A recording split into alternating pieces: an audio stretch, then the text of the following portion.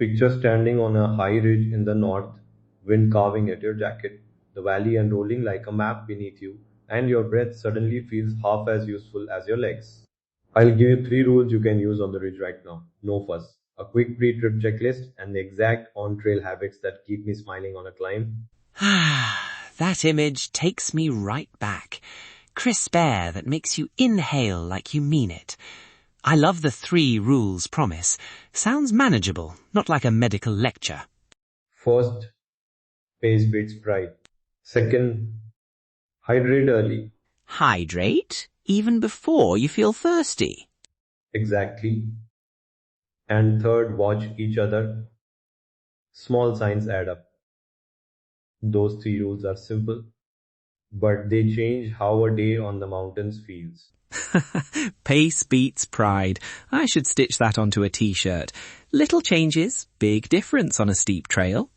Here's why: there's simply less oxygen at altitude, so every breath does less work for you. Your heart ticks up, you puff on the climbs, and that feels disorienting, even if it's normal.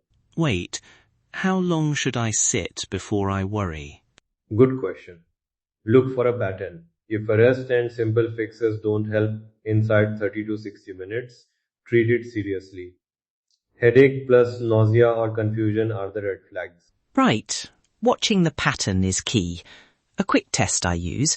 Sit for 5 minutes, breathe slowly, and check whether you still feel unusually breathless or dizzy. If you do, that's a red flag.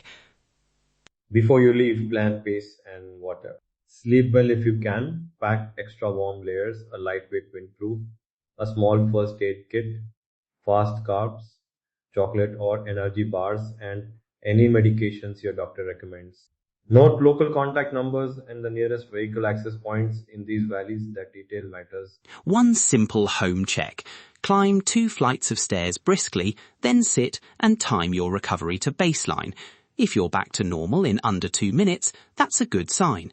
If not, plan gentler objectives. Right? Right.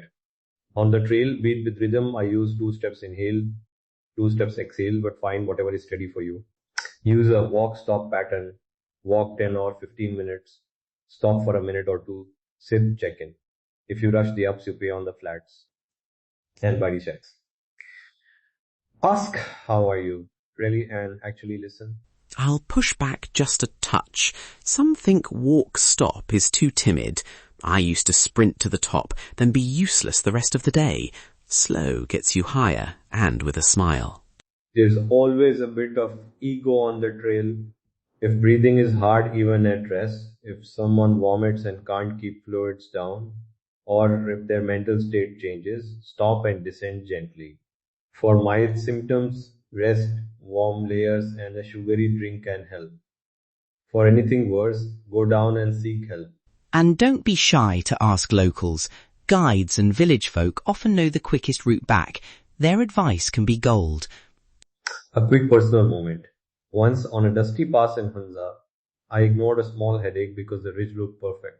An hour later, I was queasy and joyless. We turned back, had tea in the village, and the next morning, a gentler walk felt brilliant. The mountain will be there tomorrow. If you want a checklist and local contacts, it's all on Travel Diary. Really? Absolutely.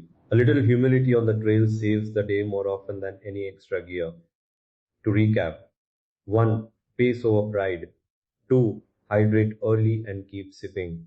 3. Read the signs and don't be afraid to descend.